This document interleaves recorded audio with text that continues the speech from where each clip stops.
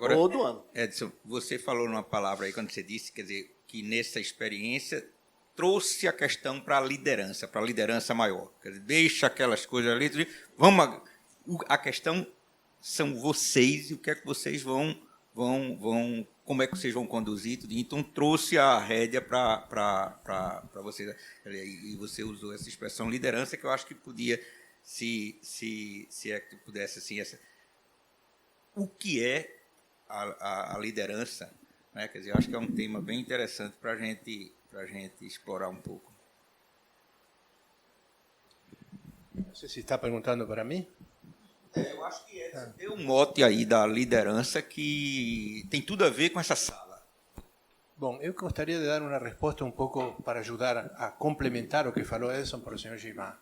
Esse gerenciamento pelas diretrizes também é uma obra muito interessante que Falcone escreveu.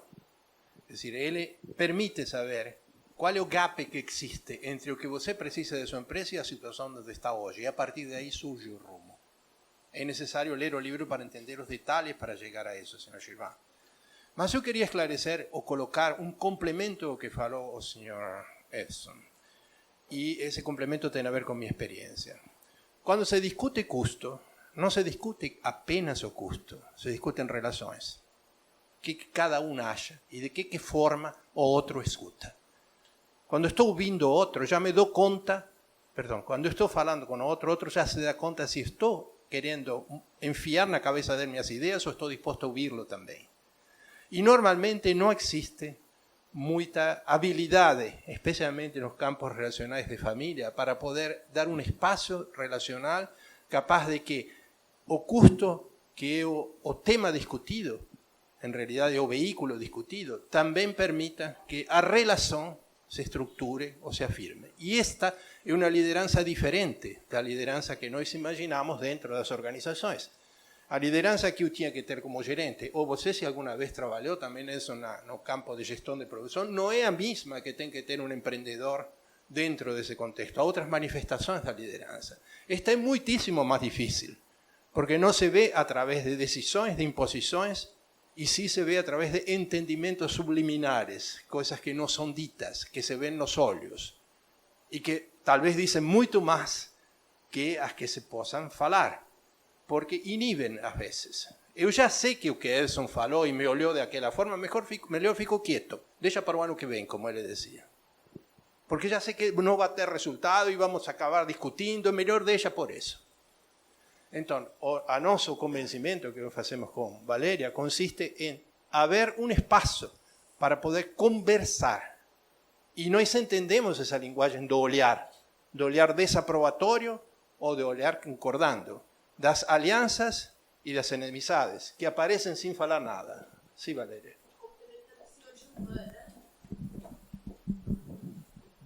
Bom dia. A sua pergunta me fez refletir sobre algo que a gente faz muito, né, na nossa experiência. Quando a gente está com uma família empresária, a gente fala, se a empresa falasse, o que será que ela escolheria? Se a empresa falar. Qual o tema será que ela julgaria central para ser atacado? Isso ajuda muito, porque desloca a ideia de personalizar a ideia de X, de Y, mas todos conseguem pensar, estamos a serviço desse sistema. E se ele falasse? O que será que ele escolheria? Então, isso ajuda muito no nosso trabalho.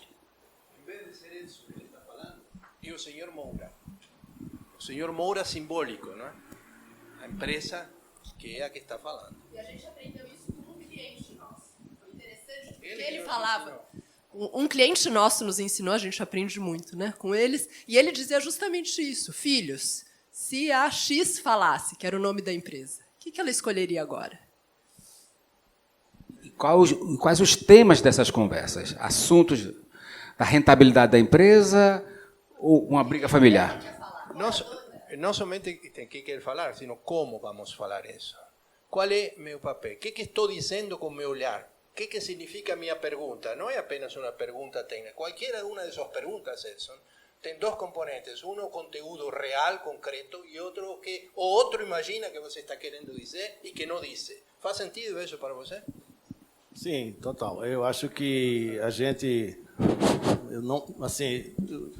talvez nunca puxasse esse lado da conversa que está saindo aqui, porque é um pouco assim como se a nossa cultura familiar ela é assim, tá certo? A gente já tem um traço democrático muito forte, que foi implantado pelos nossos pais, né? E de abertura, e de ouvir mais do que falar.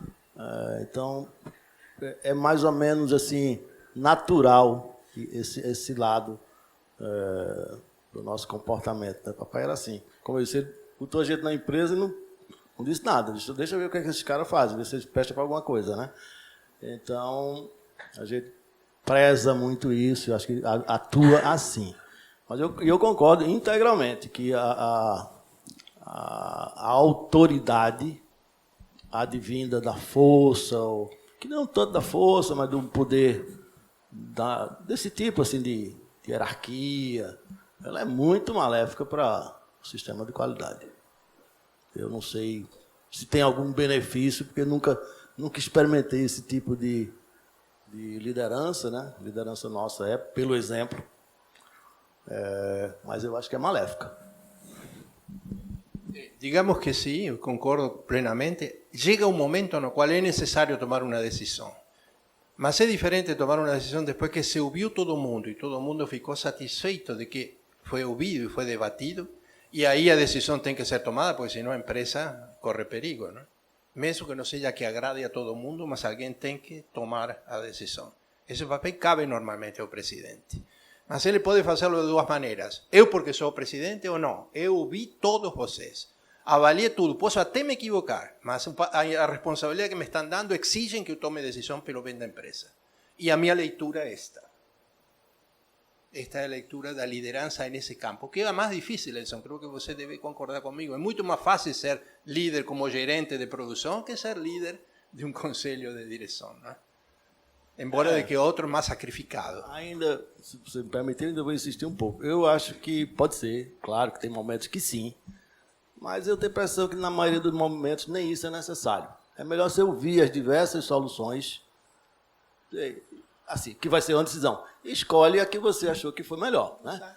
A gente tem um problema muito sério, o ser humano, eu não sei se todo mundo, mas a gente adora nossas ideias. A gente tem uma ideia, que ideia atada. A ideia é uma desgraça, mas ela está dentro da nossa cabeça, ela dentro da gente, é feito um filho, que eu não sei, nunca tive filho, né? Nunca, fisicamente, né? Mas assim, eu acho que deve ser parecido a mulher quando tem um bebê. Acha lindo aquele bebê. Mas pode. Isso é um excelente paralelo. A ideia é assim, a ideia nasce na cabeça. As ideias são como filhos. E você tem a ideia e acha aquela ideia maravilhosa. Entendeu? Então eu prefiro ouvir a ideia das outras pessoas. O que é que você acha que deve fazer? Deve fazer como? Aí, esse cara deu ideia boa. Não, você tem que decidir. O seu papel é decidir. Não, alguém tem que decidir. Não, a liderança e a decisão ainda é legal. Isso aí, cuidar para não confundir. Mas uma coisa é você decidir com informações corretas, que vem de quem está fazendo. Outra coisa é você decidir com as suas ideias, que são essas belezas, e suas observações, que são menos do que você só tem 2 olhos e o cara tem 40 olhos, 20, 3, 5, 10. Então, assim, eu acho que a diferença é por aí. ¿Se me permiten contar un caso que tiene todo a ver con lo que vos está falando? Es un caso de mi experiencia como gerente. En esos aeropuertos en los cuales ia, compraba libros. Y en una vez cayó na minha mão un libro sobre administración que citaba a Sócrates. Curioso, Sócrates é um filósofo, mas ele tinha muito a ver, muito mais do que vocês podem imaginar de entrada. Ese libro citaba una habilidade de Sócrates que se llama maiêutica. No sé si ya oyeron falar en ese termo. Sócrates. No vamos a contar piadas da sogra, no. Más aquí. Entonces, Sócrates decía lo siguiente. Los griegos acreditaban de que había en todos los seres humanos una reencarnación. Los griegos acreditaban en eso. Y acreditaban la teoría de la reminiscencia. Les decían que alguna vez en nuestra historia estuvimos en contacto con los dioses. Y entonces sabíamos la verdad del mundo. Mas después, a medida que você va viviendo, as diferentes vidas, você vai perdendo essa memória. Tá? Mas que se você for capaz de fazer perguntas adequadas, a pessoa iria a saber por ela mesma aquilo que é o que você está dizendo, aquilo que é a verdade do que se está querendo discutir. Aí ele, nesse livro, em um livro de Platão, porque Sócrates não escreveu nada, mas Platão cita ele, se não me engano é Fedro. En ese libro ele mostra que un escravo, a través de preguntas, un escravo que é analfabeto consigue descobrir o valor da raiz quadrada de 2, a través de perguntas feitas com triângulos rectángulos. E ficou isso na minha cabeça. Ele diz, é muito mais produtivo que a pessoa tenha ideia, que a considera um filho dela, que você dar a ideia.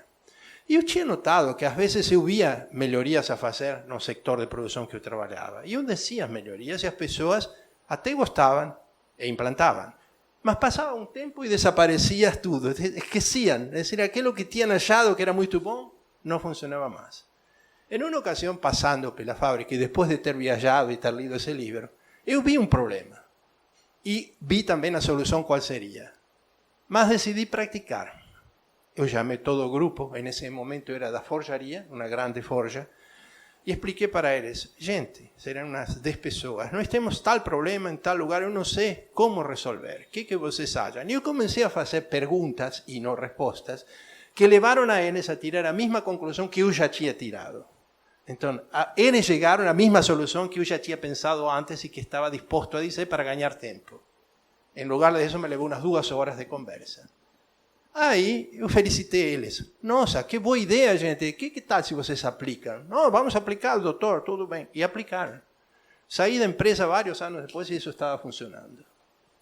Qual é a diferença entre as minhas ideias, que eram tão boas, e as deles, que eram as mesmas? É que eles tinham gerado a ideia. Então, esta é uma questão extremamente importante e um aprendizado de minha vida que marcou muitíssimo. Por isso aprendi a perguntar. E no campo da psicologia isso é importante. Uma das coisas que me perguntei muitas vezes é se o problema realmente estaria onde está ou estava dentro de mim. Meus colegas ouviam sempre da pele para fora. Eu comecei a pensar da pele para dentro. E decidi fazer terapia. Psicanálise. Muitos e muitos anos. Isso me ajudou muitíssimo. Me ajudou a entender muita coisa que não entendia e a deixar de lutar, dar murro em punta de faca tentando mudar os outros. Então, esta é uma experiência importante. E les digo uma coisa, eu tenho muitos clientes que me foram enviados por psicanalistas. Inúmeros, uma grande quantidade deles são derivados, porque sabem que eu tenho uma abordagem junto com Valéria que envolve esse lado e o lado técnico também. E eu aprendi, veja, eu aprendi várias coisas na vida, mas afirmo muito pouco hoje com meus 73 anos. Todas as coisas mudam. Mas tem 2 que eu até hoje não mudei. Primeiro, onde não há bons sistemas, as pessoas brigam. Seja como for, as pessoas brigam. Porque todos querem o bem da empresa e cada um por caminho diferente, então acabam se enfrentando. Segundo, todo empreendedor que faz terapia ganha dinheiro. Não gasta, não? Nunca. Não. O que gasta é muito menos do que investimento. ele recebe. Investimento é menos. Uma Um boa bom terapia. retorno. O lógico é que estou me retorno. referindo a uma terapia psicanalítica, que é o caso que eu conheço, e bem feita. Falando em terapia psicanalítica, gostaria de contar algo para vocês.